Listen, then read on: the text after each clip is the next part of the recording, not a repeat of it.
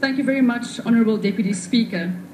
In the week since Anene Booysen's horrific murder, as many as 82,000 women have been raped.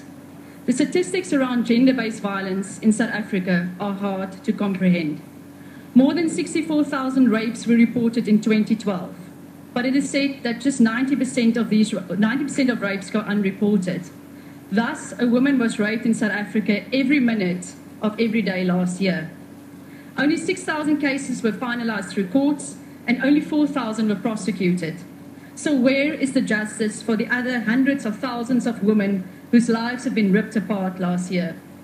Justice won't come from our courts, because until we acknowledge that gender-based violence is a crisis and deals with it as a crisis, it will remain a crisis.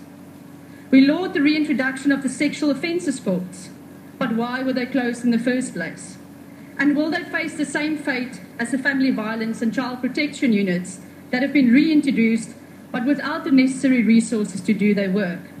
How many rapes does it take to prove bad planning, bad decisions, and bad leadership? We are failing South Africa's women, forcing the most vulnerable to face this crisis alone. Last week, President Zuma thanked the good work that many civil society organizations are doing. Yet, centers like Rape Crisis struggle to keep their doors open, relying on foreign funding. Many NGOs that help the most vulnerable are struggling, yet our government turns a blind eye. There remains a huge gap between what is said and what is being done. We have the right legislation, we have the Constitution, but within our communities, the dignity of our women is undermined. Girls are sold into prostitution, and our grandmothers live in fear. For 37 years, the IFP has championed women, promoting gender equality and protecting family values. We understand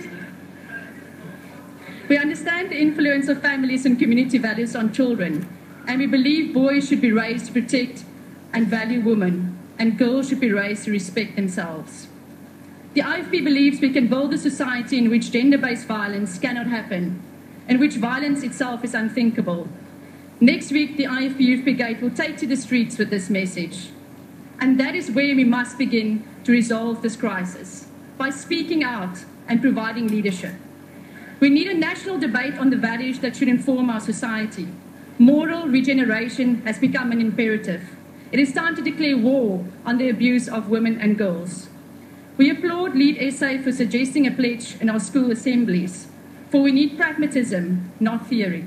We need prevention as well as intervention. Let's make non-violence a cardinal theme in our creches, our schools and community centres. And let this be part of a massive permanent public education campaign to radically shift social behaviour on issues like domestic violence. The IFP challenges government to commit part of its budget tomorrow to this campaign to end the culture of rape in South Africa. Government has a responsibility to lead the charge with responsive state organs that are vocal agents for change. We simply cannot have a Commission of Gender Equality achieving only half of its targets, or a newly established National Council Against Gender-Based Violence that is quietly waiting to speak. We cannot have rape treated as a joke at police stations. Women deserve a committed and cohesive response to what is a national crisis. For the sake of our mothers and our daughters and our sisters, the violence must stop. I thank you. Honourable Freyre.